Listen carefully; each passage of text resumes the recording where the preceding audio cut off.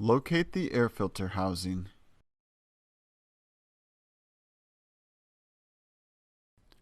Remove the panel by prying it off.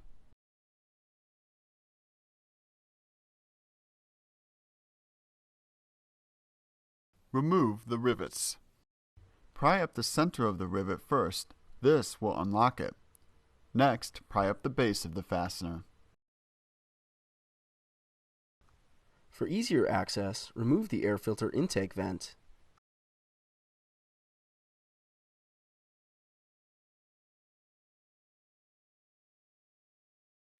Remove the bolts by turning them counterclockwise. The bolts that secure the air filter assembly do not completely come out. Loosen them enough to pull them up about a ½ inch and you will be able to lift the housing. Lift the housing and remove the air filter.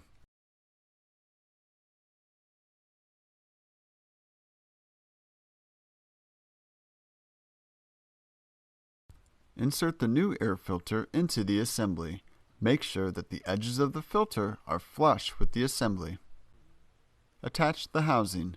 Make sure that it fits securely. Replace the bolts by turning them clockwise. Never operate your vehicle without an air filter. Replace the air filter intake vent. Align the vent and pivot it into place.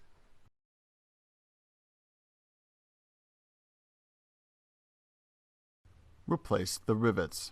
Align the base of the rivet first. Next, push down on the center to lock it in place. Make sure the assembly is tight and secure. Position the panel so that the tabs line up with their respective slots and press in. When you're putting this back on, you do have to kind of get it under the hood kind of latch here, so just be mindful of that. And then we're just going to kind of push down. You should kind of hear everything click.